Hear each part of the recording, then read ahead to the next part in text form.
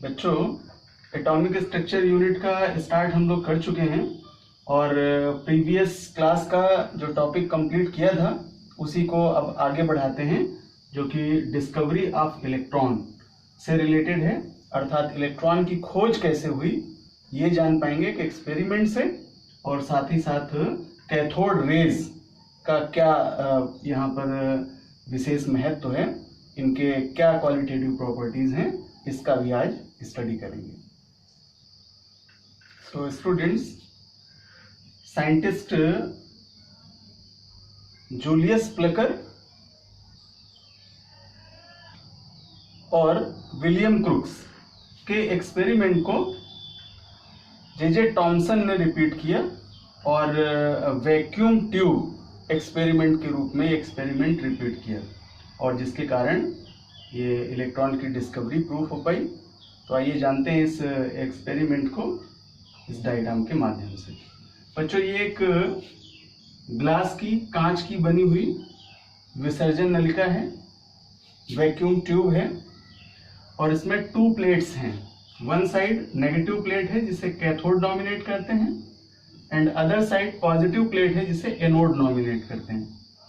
और इसे इलेक्ट्रोड की हेल्प से हाई वोल्टेज सोर्स, जहां से करंट पास आउट किया जाएगा, इससे कनेक्ट करते हैं। और अपर साइड में वैक्यूम पंप है जिसके माध्यम से इस ट्यूब के अंदर का जो एटमॉस्फेयर है वो वैक्यूम बेस बनाया जाता है। और जैसे ही यहाँ पर वैक्यूम क्रिएट करते हैं तो लो प्रेशर में एक्सपेरिमेंट स्टार्ट होगा, जबकि वोल्टेज हाई होगा। तो 2 points, pressure is minimum but voltage is high, यानी अधिक विद्युत धारा का प्रवाह है और जबकि दाब कम है। तो ऐसी स्थिति में जब करंट पास आउट करते हैं तो कैथोड की प्लेट से कुछ फ्लोरेसेंस यानी हरे रंग की प्रतिदीप्ति इस ऑर्डर में निकलती है और ये एनोड प्लेट की ओर चली जाती है, यानी चमकदार हरे रंग की प्रतिदीप्ति फ्लोरेसेंस उत्पन्न होती है। और चूंकि ये कैथोड प्लेट से जनरेट है, बिकॉज ये गैसियस मॉलिक्यूल ऐसा नहीं करते हैं, लो प्रेशर और हाई वोल्टेज पर कैथोड की प्लेट से ही ये फ्लोरेसेंस क्रिएट होता है। इसलिए बच्चों, कैथोड प्लेट के द्वारा ये जो फ्लोरेसेंस क्रिएट किया गया, उत्पन्न हुआ, तो इसलिए इनका नॉमिनेशन दे दिया गया कैथोड रेज। और चूंकि ये नेगेटिव प्लेट की से जनरेट होते हैं और पॉजिटिव प्लेट की ओर जाते हैं, इसलिए इन्हें इलेक्ट्रॉन की डिस्कवरी से जोड़ा गया। और आपने प्रीवियस क्लास में पढ़ा था कि इलेक्ट्रॉन पर सिंगल यूनिट का नेगेटिव चार्ज होता है। तो जैसे इलेक्ट्रॉन इलेक्ट्रोनेगेटिव है, ऋण विद्युती है, उसी तरह से कैथोड रेज भी ये प्रॉपर्टी शो करते हैं। इसलिए ये इनका जो नेचर है वो इनकी डिस्कवरी से जुड़ा हुआ है। सो बच्चों, जे थॉमसन ने विलियम क्रूक्स और जूलियस प्लकर के एक्सपेरिमेंट को रिपीट किया था। He arranged a discharge tube according to figure, जैसा मैंने फिगर में एक्सप्लेन किया आपको, इस तरह से एडजस्ट किया, and applied a potential difference of high voltage and low pressure. जो यहाँ करंट पास आउट कर रहे हैं वो हाई वोल्टेज है और वैक्यूम के कारण इसका जो प्रेशर है वो लो किया गया। तो बच्चों, कम दाब और उच्च विभवांतर के कारण ये एक्सपेरिमेंट क्रिएट हुआ, और देखते हैं कि ऑब्जर्वेशन से यानी प्रेक्षण करने पर क्या रिजल्ट प्राप्त हुए। और बच्चों, इस एक्सपेरिमेंट में ऑब्जर्वेशन से 2 पॉइंट्स क्लियर हुए कि जो डिस्चार्ज ट्यूब है यानी विसर्जन नली है, उसमें लो प्रेशर पर ही करंट पास आउट होने लगता है, यानी विद्युत का प्रवाह होने लगता है। Electricity flows through discharge tube. और सेकंड ऑब्जर्वेशन था कि इसमें अदृश्य किरणें उत्पन्न होती हैं जो कांच पर ग्रीनिश फ्लोरेसेंस बनाती हैं, यानी हरे रंग की प्रतिदीप्ति बनाती हैं। Some invisible rays are formed which produce green fluorescence on glass. और बच्चों, इस एक्सपेरिमेंट का जनरल कंक्लूजन करें, यानी सामान्य अगर रिजल्ट डिस्कस करें, तो ये जो रेज हैं ये कैथोड प्लेट से एनोड प्लेट की ओर जाती हैं। चूंकि इनकी उत्पत्ति कैथोड प्लेट से है, इसलिए इन्हें कैथोड रेज कहते हैं। सो ये किरणें ऋण इलेक्ट्रोड अर्थात कैथोड से उत्पन्न होती हैं, इसलिए इन्हें कैथोड रे कहा जाता है। और ये डिस्कवरी में जुड़ता है points. So they are generated at cathode, so they are called cathode rays. और बच्चों चूंकि इनका नेचर नेगेटिव प्लेट से जनरेट होने का है और इसलिए इसे इलेक्ट्रॉन की डिस्कवरी से जोड़ते हैं और इलेक्ट्रॉन की खोज के रूप में जानते हैं। तो अब रिजल्ट के बाद कैथोड रेज की कुछ क्वालिटेटिव प्रॉपर्टीज हैं, कुछ विशेष लक्षण हैं जिनको समझ लेते हैं। तो चलिए स्टार्ट करते हैं। Qualitative properties of cathode raise, यानी कैथोड रे के क्या गुण हैं। इनमें से फर्स्ट पॉइंट है इनकी ट्रेवल से यानी गति से, और इसको अगर ऐसे प्रूव करें, सपोज दैट ये कैथोड रे हैं जो कैथोड प्लेट की ओर से एनोड प्लेट की ओर जनरेटेड आती हैं, और अगर इनके मार्ग में यहाँ कोई एक ऑब्जेक्ट रख दिया जाए कुछ इस तरह से, तो हम देख पाते हैं कि जो ऑब्जेक्ट लगाया गया है इस ऑब्जेक्ट का जो रिफ्लेक्शन है, एक तरह से कह लें जो इसकी शैडो है, छाया, वो क्रिएट हो जाएगी और ये प्रूव करेगी कि ये जो कैथोड रेज हैं ये जैसे लाइट स्ट्रेट लाइन पर चलती है, ठीक उसी तरह से ये रेज भी स्ट्रेट लाइन पर चलती है। बच्चों इस पॉइंट से हम कह सकते हैं कि जो कैथोड किरणें हैं वो सीधी रेखा में गति करती हैं, यानी cathode rays travel in straight line like as a light. जैसे प्रकाश किरणें सीधी रेखा में गति करती हैं, ठीक उसी प्रकार से ये कैथोड किरणें भी सीधी रेखा में गति करती हैं। Second point, it consist of massive particles, यानी ये सूक्ष्म कणों से बनी है। इसको इसी एक्सपेरिमेंट में देख लेते हैं और सपोज करते हैं कि ये कोई एलॉय है, और तो बच्चों इसे पैडल व्हील यानी छेपड़ी पहिए जो कि बहुत ही लाइट वेटेड होता है, हल्का होता है, उसको एक्सिस पर व्यवस्थित करते हैं, और जब इस पर कैथोड रेज डालते हैं तो ये रेज जैसे इन पैडल से टकराती हैं ये छेपड़ी पहिए को घुमा देती है, यानी पैडल व्हील को घुमा देती है, जिससे ये पता चलता है कि ये सूक्ष्म कणों से मिलकर के बनी होती है। और नेक्स्ट प्रॉपर्टी बहुत बेस्ट है बच्चों, बिकॉज इससे हम इसका कंपेयर कर पाते हैं इलेक्ट्रॉन से। बच्चों ये रेज पॉजिटिव इलेक्ट्रोड की ओर अट्रैक्टेड होती हैं, मीन्स देखा हम लोगों ने डायग्राम में कि कैथोड नेगेटिव प्लेट थी और एनोड पॉजिटिव प्लेट है, तो ये कैथोड की प्लेट से एनोड की प्लेट की ओर जाती है, मीन्स इनका जो अट्रैक्शन है वो पॉजिटिव इलेक्ट्रोड की ओर होता है, और जबकि ये मैग्नेटिक फील्ड में विक्षेपित हो जाती है, जिससे प्रूफ होता है कि ये किरणें जो हैं वो ऋणावेशित होती हैं। These rays are diffracted under the influence of magnetic and electric fields. The deflection of these rays toward positive plate, so we says that cathode rays consist of negative charge particles like as a electron, और इसलिए electron की भांति ये लक्षण प्रदर्शित करते हैं। Discuss करें अगली प्रॉपर्टी का। तो बच्चों ये किरणें मेटल की जो पतली फॉइल है यानी थिन फॉइल उसको भेद करके आर पार निकल जाती है, इससे पता चलता है कि इनका जो स्पीड है बहुत हाई होता है। तो they can penetrate thin foil of metals. And next properties, ये किरणें गैसों को आयनित करती है, means have the capacity for the ionization of gases. And next one is, ये जो किरणें हैं ये फोटोग्राफिक प्लेट को प्रभावित करती हैं, अर्थात इनके इफेक्ट में आने पर ये जो फोटोग्राफिक प्लेट है ये ब्लैकिश हो जाती है, काली हो जाती है। They also affected photographic plates. और लास्ट पॉइंट इंटरेस्टिंग है बच्चों, बिकॉज जो चार्ज है ये इलेक्ट्रॉन के चार्ज के इक्वल होता है, अर्थात जो इनका आवेश है वो 1.602 इंटू 10⁻⁻19 कूलम होता है जो नियरेस्ट है इलेक्ट्रॉन से। So it's charge is 1.602 into 10⁻⁻19। तो इस तरह से बच्चों ये इलेक्ट्रॉन की खोज कैथोड किरणों की खोज से संबंधित है। और इसलिए बच्चों इस आवेश के आधार पर इलेक्ट्रॉन को ऋणावेशित मौलिक कण के रूप में जानते हैं और जनरली इसे इस तरह से रिप्रेजेंट करते हैं, या -1 is 0, इस तरह से भी इसको रिप्रेजेंट करते हैं। और बच्चों यही रीजन है कि इलेक्ट्रॉन सभी एटम्स का एक फंडामेंटल कॉन्स्टिट्यूएंट पार्टिकल्स होता है, यानी मूल कण या मौलिक कण के रूप में जाना जाता है।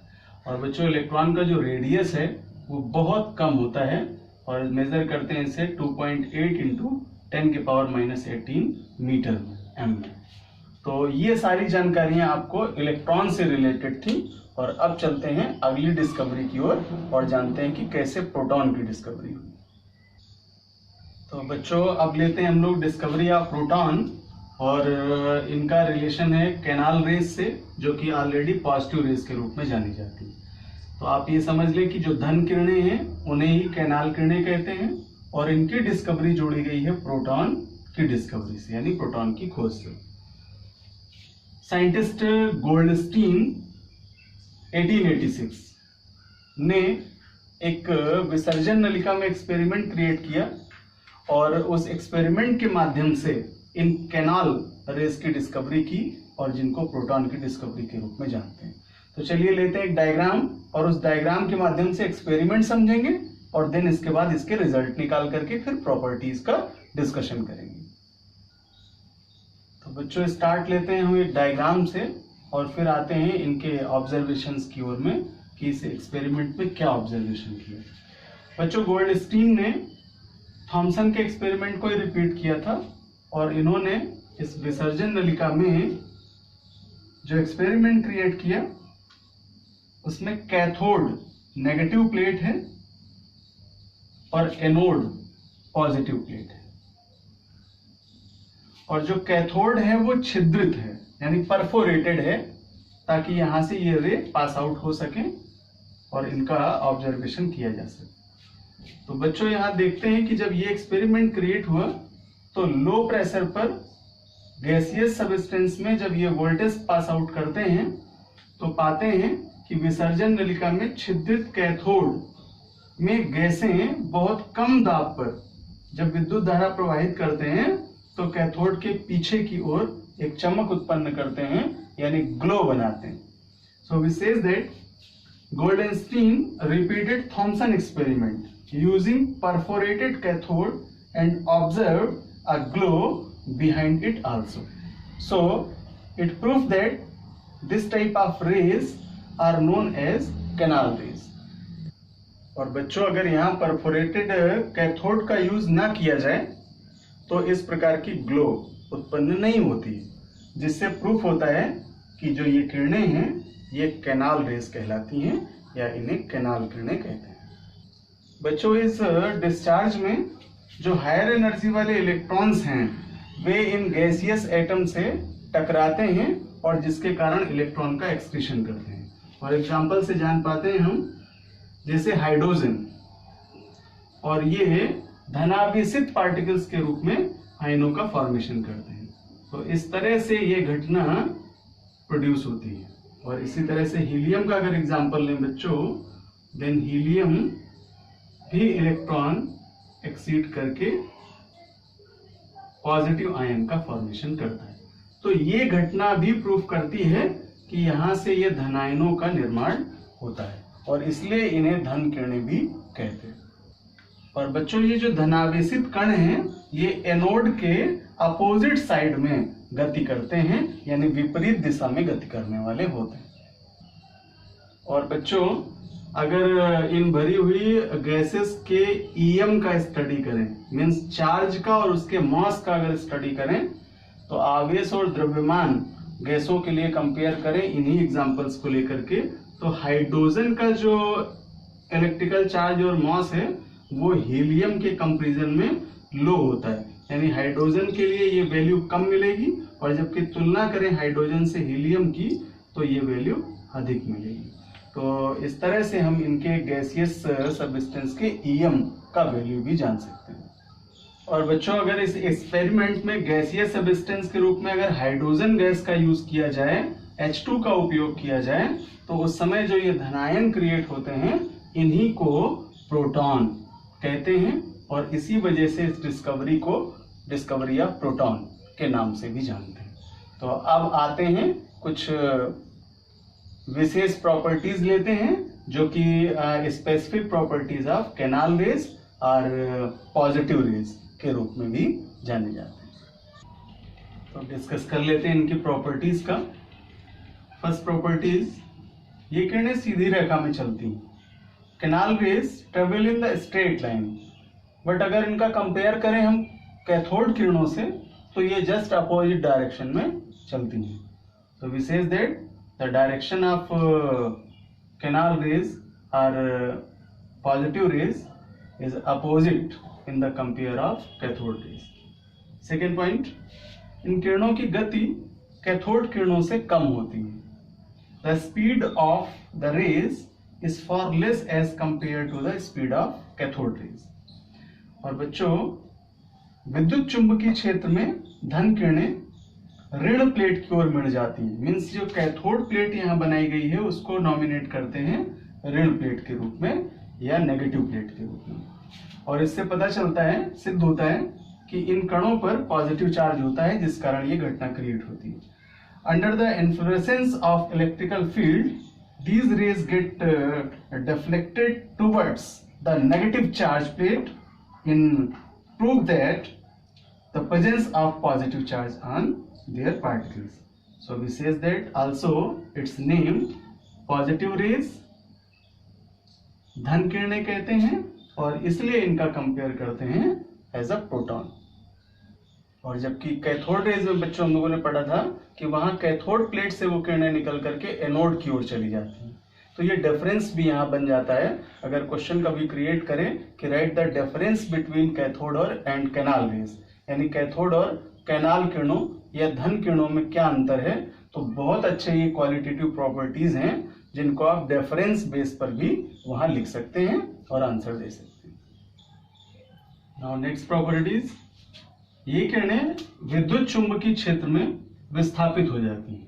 These rays get deflected under the influence of magnetic field also, and this point is the also compared with cathode rays, says that they affected photographic plates। बच्चों जैसे कैथोड रे इफेक्टेड करते हैं फोटोग्राफिक प्लेट को, ठीक उसी तरह से canal रे या धन रेज या पॉजिटिव रेज भी फोटोग्राफिक प्लेट को प्रभावित करते हैं और ये फोटोग्राफिक प्लेट को काला कर देते हैं। धन किरणों पर एक या अधिक इकाई का धनावेश हो सकता है। They carry 1 or more unit positive charge, और यही रीजन है कि हम इसका कंपेयर प्रोटॉन से करते हैं। जैसे मैंने फिगर में आपसे कहा कि अगर वहां ट्यूब में हाइड्रोजन गैस भरी जाए तो जो आयन क्रिएट होते हैं उनको हम प्रोटॉन के रूप में जानते हैं और इसलिए इसे सिंबलाइज करते हैं आयन को H+ से। और जनरली मैंने आपको प्रीवियस क्लास में कहा था कि प्रोटॉन का सिंबल P लिखते हैं और इस पर सिंगल यूनिट का पॉजिटिव चार्ज दिखाते हैं। इसलिए बच्चों इसकी जो डिस्कवरी है, कैनाल रेज की जो डिस्कवरी है यानी धन किरणों की जो डिस्कवरी है, वो प्रोटॉन की खोज से जुड़ी हुई है। And last point is, ZnS के पर्दे पर टकराने पर ये किरणें प्रतिदीप्ति उत्पन्न करती हैं। यानी जिंक सल्फाइड की अगर फिल्म हो या स्क्रीन हो और उस पर ये रेज टकराएं तो ये प्रतिदीप्ति उत्पन्न करती हैं, फ्लोरेसेंस बनाती हैं। When strike on ZnS screen, they produced fluorescence। तो बच्चों ये कुछ ऐसे प्रॉपर्टीज थे जो कैनाल किरणों के मुख्य विशेषताओं के रूप में जाने जाते हैं। और इस तरह से बच्चों इस डिस्कवरी से हम जान पाते हैं कि प्रोटॉन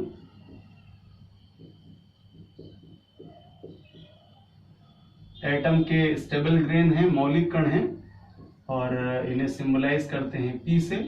इन पर यूनिट चार्ज पॉजिटिव होता है यानी एक इकाई का धनावेश होता है और यह किसी एटम का जो कॉन्स्टिट्यूएंट पार्टिकल्स है एक तरह से सब्सटेंस के लिए, और उस मौलिक कण में पाए जाने वाला जो चार्ज है वो पॉजिटिव पर एक लोवेस्ट वैल्यू होती है और इस वैल्यू को रिमार्क करते हैं 1.602 इंटू 10⁻⁻19 कूलम। और जबकि यही चार्ज बच्चों वहाँ इलेक्ट्रॉन के लिए हमें नेगेटिव वेपर मिला था, और ये प्रोटॉन के लिए ये चार्ज पॉजिटिव वेपर प्राप्त होता है। और बच्चों पोजीशन का सर्टिफिकेशन करेंगे हम लोग जब एटॉमिक स्ट्रक्चर में होंगे, एटॉमिक थेसिस में होंगे। जनरल जानकारी करा दें कि जो प्रोटॉन की प्रेजेंस है वो एटम के न्यूक्लियस में है, अर्थात नाभिक में है। तो न्यूक्लियस की डिस्कवरी का जो प्रूफ करेंगे वो हम लोग रदरफोर्ड मॉडल में पढ़ेंगे। और वास्तव में जो इसके क्वालिटेटिव प्रॉपर्टी आते हैं किसी सब्सटेंस के, वो न्यूक्लियस में उपस्थित प्रोटॉन के नंबर पर डिपेंड करता है। और जेड वैल्यू या ए वैल्यू का निर्धारण भी कहीं ना कहीं प्रोटॉन के नंबर पर निर्भर करता है। So these are the main stable grains of atom. तो अब चलते हैं बच्चों, जान लेते हैं कि न्यूट्रॉन की डिस्कवरी किस तरह से हुई। बच्चों डिस्कशन लेते हैं न्यूट्रॉन की डिस्कवरी का, और ये डिस्कवरी रिलेटेड है साइंटिस्ट चैडविक, और इन्हें जेम्स चैडविक के रूप में जाना जाता है। 1932 में डिस्कवर्ड है ये न्यूट्रॉन, और इसका एक्सपेरिमेंट इन्होंने किया था बहुत ही लाइट वेटेड एलिमेंट्स पर, like as a beryllium and boron. तो जब बेरिलियम या बोरॉन जैसे हल्के एलिमेंट्स पर तीव्र गति के अल्फा कण की बम्बार्डिंग कराते हैं, तो जब अल्फा रेस की बम्बार्डिंग कराते हैं तो उससे उदासीन भेदी कणों का उत्सर्जन होता है, और इन्हीं को न्यूट्रॉन कहते हैं। ये एक स्पेसिफिक एक्सपेरिमेंट था जो जेम्स चैडविक द्वारा किया गया था, और इससे कुछ ऑब्जर्वेशन निकाले कि ये ऐसे कण हैं जो विद्युत और चुंबकीय क्षेत्र में विक्षेपित नहीं होते हैं। यानी एक तरह से क्वालिटेटिव प्रॉपर्टी हो गई है न्यूट्रॉन की। एंड सेकेंड पॉइंट इज, इनका जो द्रव्यमान है वो प्रोटॉन के द्रव्यमान के बराबर होता है। और इस मॉस का डिस्क्रिप्शन हम लोगों ने प्रीवियस क्लास में जो टेबल करी थी, उस टेबल में तीनों स्टेबल ग्रेन के मॉस कंप्लीट किए थे, एएमयू में भी और केजी में भी। तो आप टेबल में से जा करके इनको सर्टिफाइड कर लीजिए। और इस तरह से हम इनको बच्चों डिफाइन कर सकते हैं कि न्यूट्रॉन किसी परमाणु का वह मौलिक कण है, वह मूल कण है जो उदासीन होता है, और जिसका द्रव्यमान 1.675 इंटू 10⁻⁻25 kg होता है। और रिएक्शन से देख पाते हैं कि किस तरह से ये एक्सक्रीशन करते हैं और बनते हैं। बेरिलियम 4Be9 रिएक्ट करा दें इसका 2He4 हीलियम एटम से, देन ये कार्बन एटम का जनरेशन करता है 6 कार्बन 12 का, और न्यूट्रॉन एक्सीड करता है 0 and 1। और इसी तरह से बोरान का एग्जांपल लें, 5B10 रिएक्ट करे 2He4 हीलियम एटम से, तो ये इसको कन्वर्ट करता है नाइट्रोजन एटम में 7 and 13, और 0 and 1 न्यूट्रॉन्स में। तो इस तरह से बच्चों न्यूट्रॉन का कॉमन सिंबल n से रिप्रेजेंट करते हैं, बट जब इसे चार्ज बेसिक लिखते हैं देन 0 and 1 ये इसका करेक्ट सिंबल होगा 0 and 1। और जब हम न्यूक्लियर रिएक्शंस पढ़ रहे होंगे तो वहां पर नाभिकीय विखंडन की क्रिया में इसको जनरेट करता हुआ देख पाएंगे कि कैसे यूरेनियम का जब हम विखंडन कराते हैं तो ये न्यूट्रॉन प्रोड्यूस होते हैं।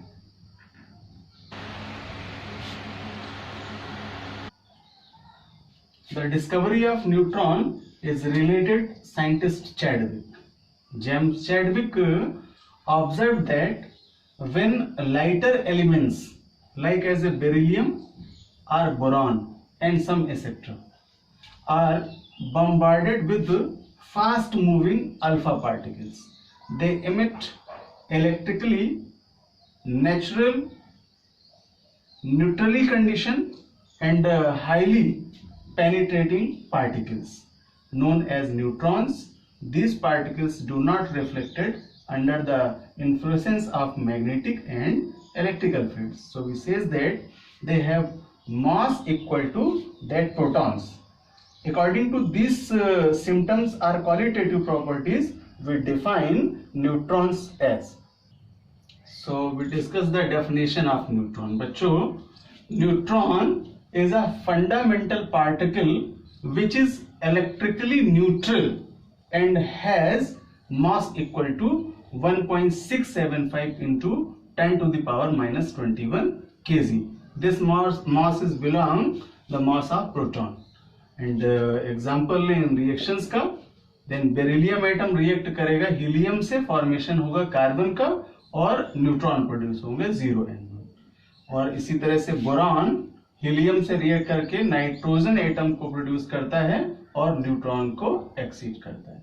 तो ये 0n1 जो सिंबल्स हैं ये न्यूट्रॉन के लिए सिंबलाइज किए जाते हैं, और इसी को हम लोग सीखेंगे यूरेनियम के विखंडन रिएक्शन के। Because fission and fusion process के जो रिएक्शंस हैं वो न्यूक्लियर रिएक्शन के रूप में जाने जाते हैं। तो आइए डिस्कस कर लेते हैं न्यूट्रॉन के कुछ स्पेशल प्रॉपर्टीज का या कैरेक्टरिस्टिक्स ऑफ न्यूट्रॉन्स का। बच्चों, हाइड्रोजन को अगर छोड़ दिया जाए तो से सभी एलिमेंट्स के एटम के जो न्यूक्लियस हैं उनमें न्यूट्रॉन की प्रेजेंस होती है। तो हम ऐसा जनरली जान लें कि एटॉमिक स्ट्रक्चर में जो न्यूक्लियस वाला पार्ट होगा वहां पर न्यूट्रॉन की प्रेजेंस होगी प्रोटॉन के साथ। So except hydrogen atom all the elements have neutrons in their nuclei. Second, ये किसी एटम का मूल कण है, means the neutron are fundamental particles of atom. Neutrons are electrically neutral, यानी हम जानते हैं कि जो न्यूट्रॉन है ये उदासीन मौलिक कण है। और महत्वपूर्ण विशेषता कि ये विद्युत और चुंबकीय क्षेत्र में विच्छेदित नहीं होते हैं। They are not deflected in a magnetic and electrical field. And next properties, इसका जो मास है बच्चों वो लगभग प्रोटॉन के मास के बराबर होता है। Their mass is equal to that of proton. और 2 डिजिट में 2 यूनिट में इसको लिखते हैं, केजी में और एएमयू में। किलोग्राम में है 1.675 इंटू 10 के पावर माइनस 21 kg, और एटॉमिक मास यूनिट में है 1.00893। तो ये मास है न्यूट्रॉन का जो लगभग प्रोटॉन के मास के बराबर होता है। रेडियस का डिस्कशन करें बच्चों, तो जो न्यूट्रॉन की रेडियस है वो लगभग 10 के पावर माइनस 13 सेंटीमीटर तक की होती है। न्यूट्रल होने के कारण इसका EM मीन्स चार्ज और मास का जो वैल्यू है वो 0 होता है, शून्य होता है। The value of EM ratio is 0 because charge, जिसको हम E से सिंबलाइज करते हैं, on neutron is 0। तो इसलिए न्यूट्रॉन विद्युत उदासीन मौलिक कण के रूप में जाना जाता है। और अभी बच्चों डिस्कवरी ऑफ इलेक्ट्रॉन, प्रोटॉन और न्यूट्रॉन के बाद जान लेते हैं कि परमाणु के मौलिक कण कितने पार्ट्स में डिस्ट्रीब्यूट है और कौन कौन है। बच्चों इन्हें 2 पार्ट्स में डिस्ट्रीब्यूट कर लें, बिकॉज एक बेस है इनका परमानेंट होने का यानी स्टेबिलिटी का, और दूसरा है अनस्टेबिलिटी का। तो एक ऐसे हैं जो स्थायी रूप से सदैव परमाणु में उपस्थित होते हैं, एटम में प्रेजेंस रखते हैं, और दूसरे हैं जो इंटरनल पार्ट और एक्सटर्नल पार्ट में प्रेजेंस रखते हैं फॉर सम टाइम, यानी कुछ समय के लिए, इसलिए इनको अस्थायी कहते हैं। तो जो स्थायी कण हैं उनमें से इलेक्ट्रॉन है, प्रोटॉन है और न्यूट्रॉन है। ये सदैव उपस्थित होते हैं, इसलिए ये स्थायी हैं, स्टेबल फंडामेंटल पार्टिकल्स के रूप में जाने जाते हैं। कोई भी एलिमेंट का एटम अगर एग्जांपल लें और हाइड्रोजन को छोड़ करके, बिकॉज उसमें न्यूट्रॉन की अवेलेबिलिटी नहीं है, और बाकी सभी में ये तीनों ही मौलिक कण पाए जाते हैं। जबकि अस्थायी यानी अनस्टेबल फंडामेंटल पार्टिकल्स में मेसान और पाई मेसान आते हैं, और ये एक्सटर्नली और इंटरनली प्रेजेंस रखते हैं। और यहाँ पाई मेसान का डिस्ट्रीब्यूशन 3 पार्ट्स में कर सकते हैं, जिन्हें pi plus, pi negative and pi neutral के रूप में व्यक्त करते हैं। और जैसा मैंने कहा कि ये एटम के एक्सटर्नल और इंटरनल यानी बाह्य भाग में और आंतरिक भाग में अपनी प्रेजेंस रखते हैं कुछ समय के लिए, इसीलिए ये अस्थायी होते हैं।